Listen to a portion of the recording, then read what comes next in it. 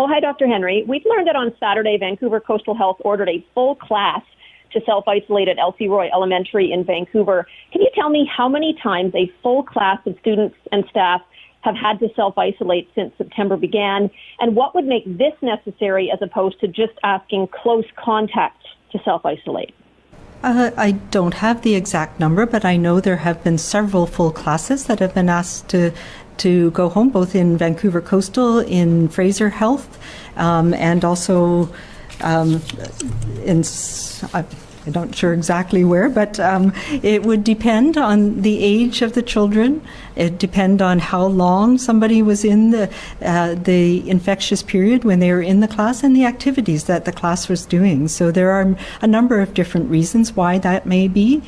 So it could be whether it was a student or a staff person who had contact with whom, the types of activities that the class engaged in. Do you have a follow-up, Shannon? The infectious period, parents were told, was nearly 2 weeks ago, but the order for the whole class to self-isolate only came on Saturday. Isn't that too late? The students were kind of living as normal for the first 10 days of the 14-day isolation period.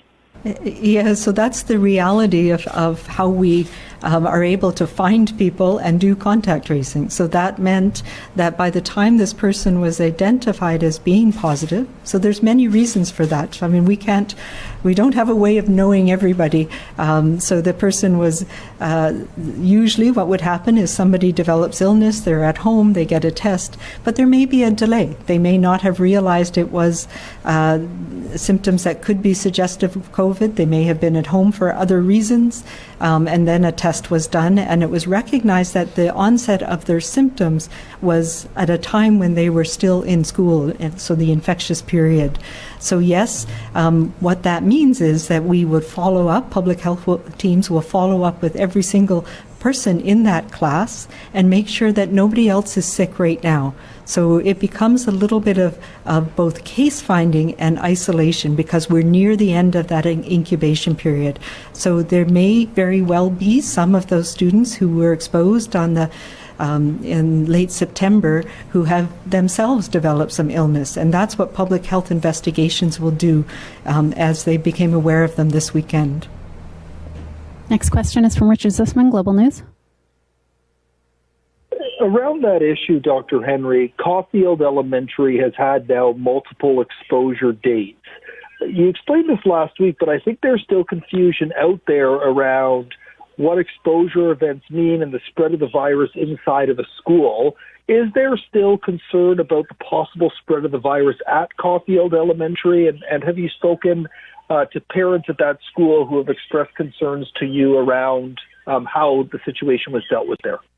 Yeah, so no, I've not spoken to parents at that school. Obviously, Vancouver Coastal has been in touch with parents and with the school and with the school administration on a regular basis around what's happening in that school, and all of the exposure events that have been determined by that ongoing investigation have been reported publicly by Vancouver Coastal, and importantly, I think, and essentially, Vancouver Coastal and all of the health authorities, the public health teams on the ground with each school will contact every child or parent who's been a contact within that setting, and all of the teachers, admin staff who also had been in close contact. So that will happen in addition to the public notification of the exposure event. Regarding schools, clusters, outbreaks, why can't health just say how many people have tested positive in a school and if they are adults or students?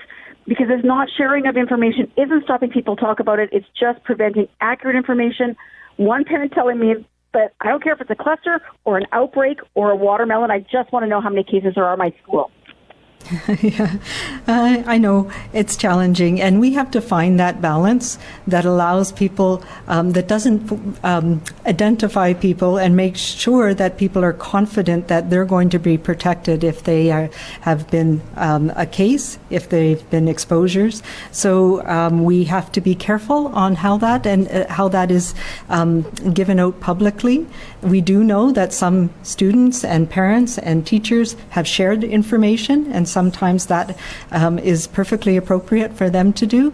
But we've also know that some students and teachers and staff who have shared information have been the recipient of nasty notes and bad behavior, and that makes people very concerned and afraid to share their information, and in many cases reluctant to go for testing or to engage and let people know what's going on.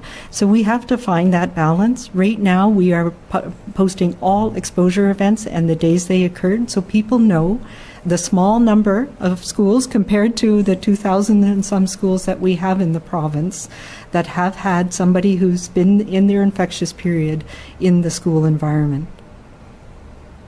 Lisa, do you have a follow-up?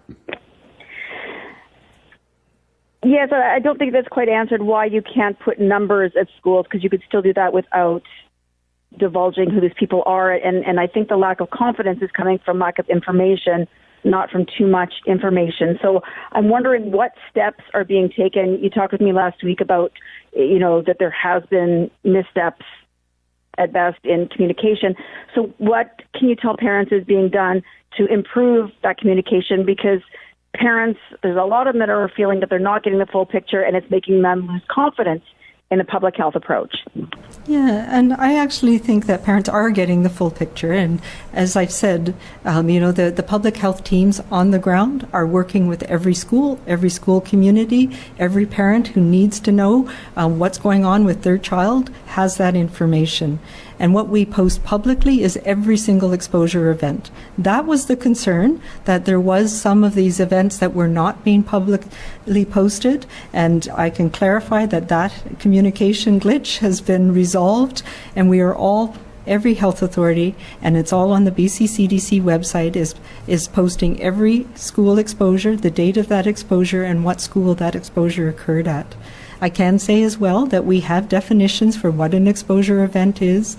The priority for the public health teams, of course, is to notify those students, staff, teachers who were close contacts of that exposure event, and to make sure that the school community is aware that we are there. We're working with the school community, making sure that everybody who has been exposed is notified. I was asking about parents' concerns in West Vancouver, and they're asking for more transparency in terms of notification when somebody in their child's cohort has a positive test, and wondering why they can't be notified. As we've talked about, each health authority is notifying of any exposure event in every school. I guess the parents are asking for, a more a narrower frame of reference in terms of not just the school, but if they have a kid in grade 7, that they would know, for instance, that their kid in grade 7, there was a kid in the grade 7 cohort who had tested positive, as opposed to just the whole school. So the cohorts that are affected, if there's contact in the school, if there's close contact, and we have to remember it's not just the kids who are being infected. So there are teachers, there are staff, there are support staff that have also tested positive in the school setting. So students and parents are notified when there is an exposure event and if any of them are close contacts. Hi, Dr. Henry. Thank you for this. I hope you hear me.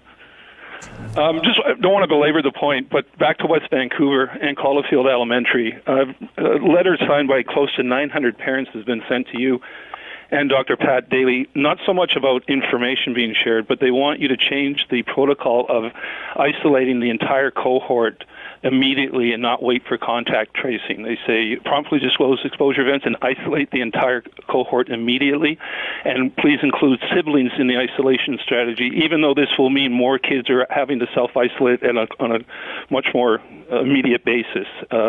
Strikes me that 900 parents signing something like that signals some sort of serious alarm out in West Vancouver.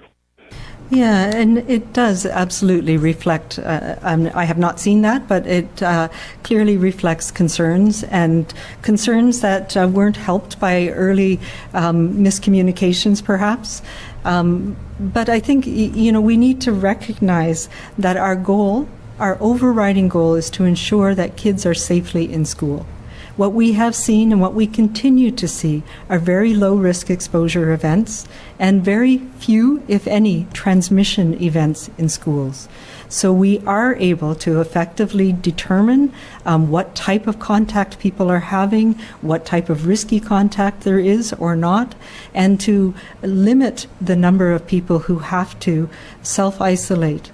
And we've been very effective at that. We've not seen where public health has asked people to self-monitor and where they've addressed close contacts, we're not seeing outbreaks happen in schools.